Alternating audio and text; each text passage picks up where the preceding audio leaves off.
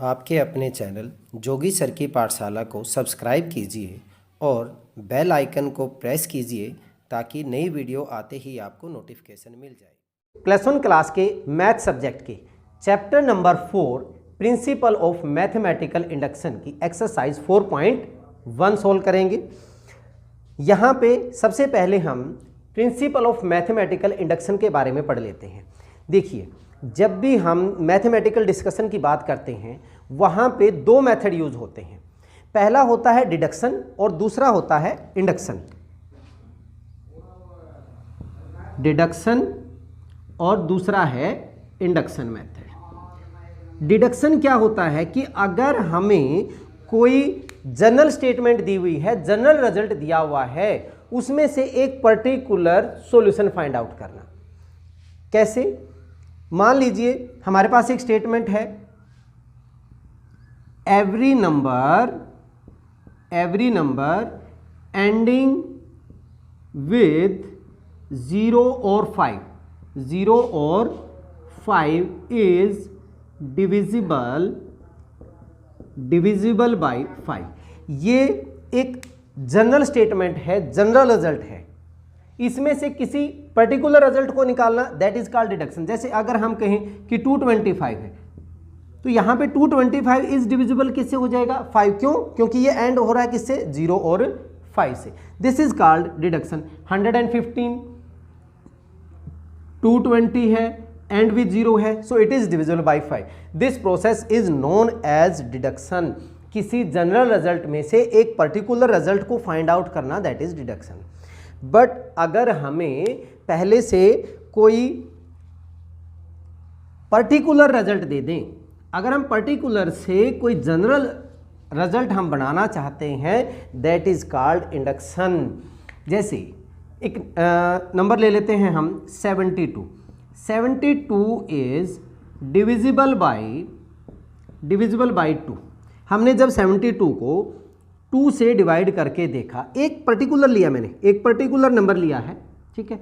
72 is divisible bye 2, divide करके देखा तो ये 2 से डिविजिबल है। तो हम यहां से कह सकते हैं every number ending with 2 is divisible bye 2। ये हमारे पास पर्टिकुलर था, एक हमने जनरल रिजल्ट बना दिया, तो ये क्या कहलाता है? इंडक्शन कहलाता है।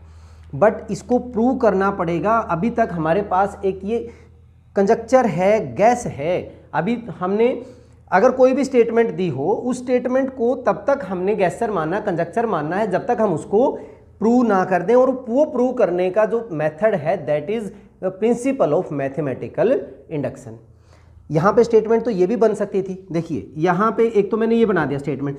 अब 2 डिजिट नंबर है, अगर हम यहाँ पे कह देते every 2 digit number is divisible bye 2, क्या फिर ये रिजल्ट ट्रू होता? आप चाहे कितने ही एग्जाम्पल देते हो, देखो जी 60 भी है, 80 भी है, 84 भी है, 14 भी है, 78 भी है, ये 2 डिजिट नंबर हैं, सो सारे के सारे 2 से डिविजिबल होंगे, एवरी 2 डिजिट नंबर। बट भैया हमारे पास 77 भी है, 95 भी है, 15 भी है, 13 भी है, ये भी तो सारे 2 डिजिट नंबर हैं, तो ये तो 2 से डिविजिबल नहीं है।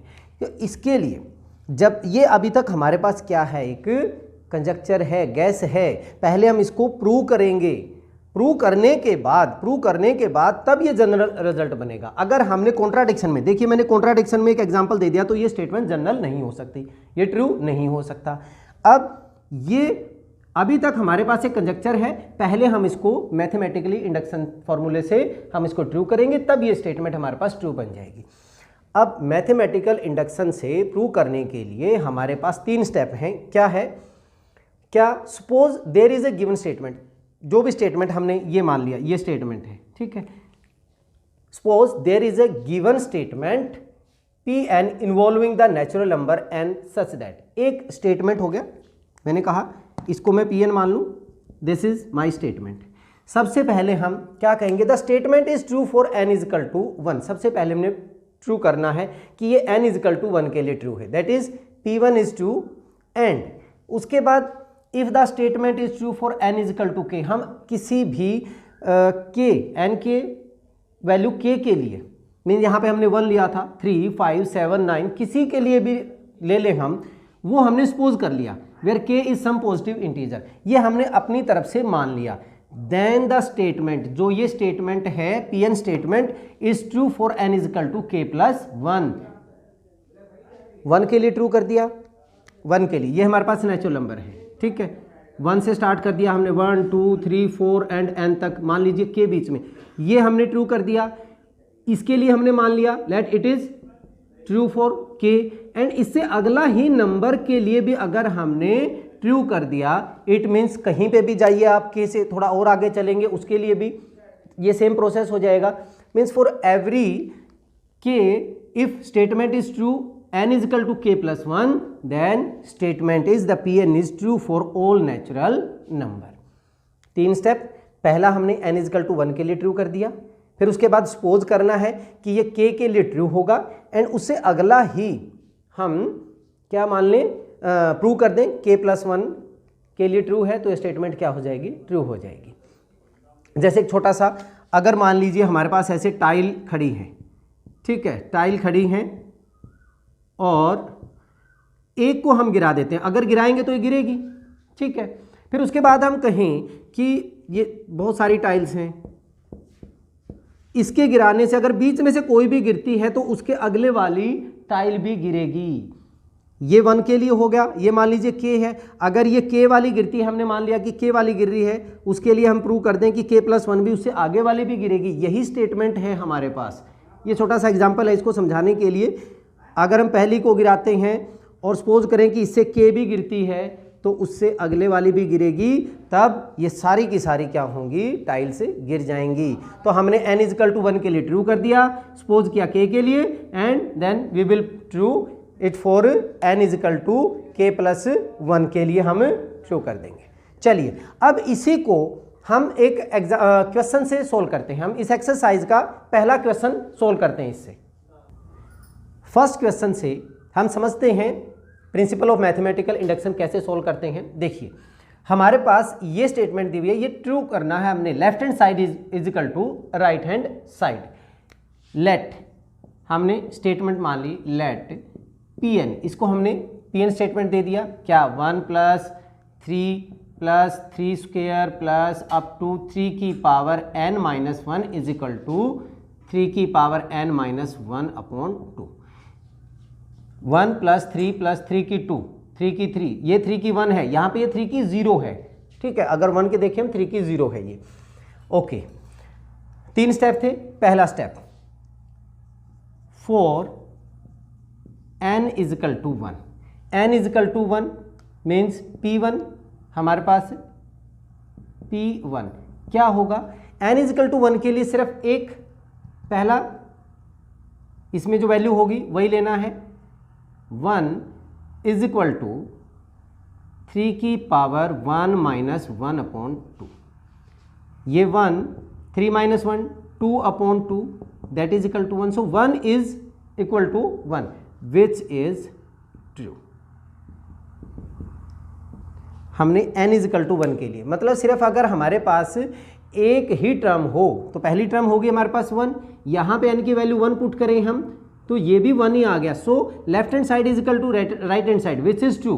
सो हम यहाँ पे लिखेंगे Pn is true for n is equal to 1। ये स्टेप हमारा कंप्लीट हो गया। सबसे पहले हमने ये स्टेप दिखाना है। अब हम सेकेंड स्टेप में let Pn is true for n is equal to k। हर एक क्वेश्चन में आपने यही लेना है कि हमने किसी भी k के लिए belong to natural number n is equal to k के लिए हम ये स्टेटमेंट ट्रू मान लेते हैं। Let Pn is true for n is equal to k। अगर ये ट्रू है तो क्या होगा, that is 1 plus 3 square, n की वैल्यू हम क्या ले रहे हैं k, तो यहाँ पे मीन्स 3 की पावर k माइनस 1 किसके इक्वल होगा, 3 की पावर k माइनस 1 अपॉन 2। अगर k n is equal to k के लिए ट्रू है तो यहाँ पे ये वैल्यू ट्रू हो जाएगी, k-1 तक 3 की power k-1/2, let it is equation number 1 मान लिया हमने। अब एक के लिए ट्रू दिखा दिया, k के लिए मान लिया, इसके अगले नंबर के लिए हमने ट्रू करना है। Now we have to, third step में we have to show that p k+1 is true.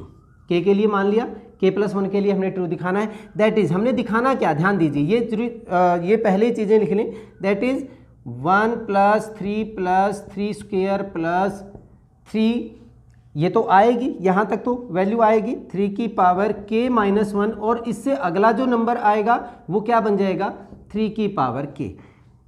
यहाँ तक था, इसका एक टर्म और हम आगे लेंगे।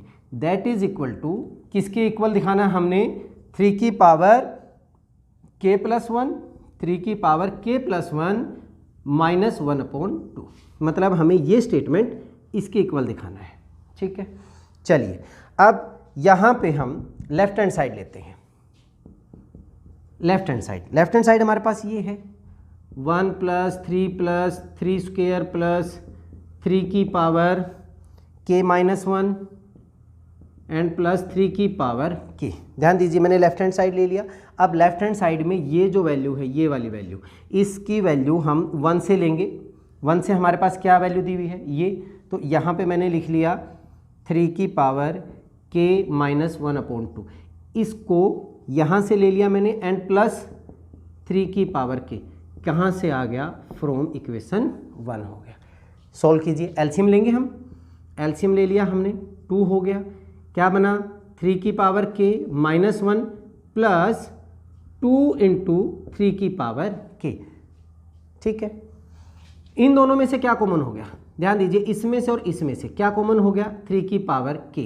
यहाँ पे क्या बचा, या हम ये भी कह सकते हैं 3 की k एंड 2 × 3k, मतलब ये x है और 2x है, तो 3x हो जाएगा। सिंपल ये भी कह सकते हैं हम 3 × 3 की पावर k। ध्यान दीजिए, ये टोटल में पूरे को x मान लूँ, ये x होगा, x + 2x क्या होगा, 3x ही होगा। ठीक है, या फिर कॉमन ले लेते 1 + 2, तब भी 3 बनता हमारा, एंड -1 डिवाइडेड बाय कितना हो गया, 2 हो गया। अब ये बेस सेम है, पावर क्या हो जाएंगी, ऐड हो जाएंगी। दैट मीन्स 3 की पावर k+1 पावर ऐड हो गई -1/2। यही तो हमारे पास क्या था, right hand side, which is equal to right hand side. अगर ये ट्रू हो गया तो p k+1 क्या हो जाएगी, ट्रू। सो p k+1 या pn is true for n = k+1। हमने k = 1 के लिए शो कर दिया था, n = k के लिए हमने मान लिया था, फिर हमने k+1 के लिए इसको ट्रू कर दिया। सो अगर ऐसा हमने शो कर दिया तो Pn is true for all n belong to n। ये है हमारा प्रिंसिपल ऑफ मैथमेटिकल इंडक्शन। इससे हम इस स्टेप से सारे के सारे क्वेश्चनों में हमने यही 3 स्टेप अपनाने हैं और बहुत ही आसान है। चलिए, इस वीडियो में इतना ही। नेक्स्ट वीडियो में हम अगले क्वेश्चन के साथ फिर मिलते हैं। तब तक के लिए जय हिंद, जय भारत।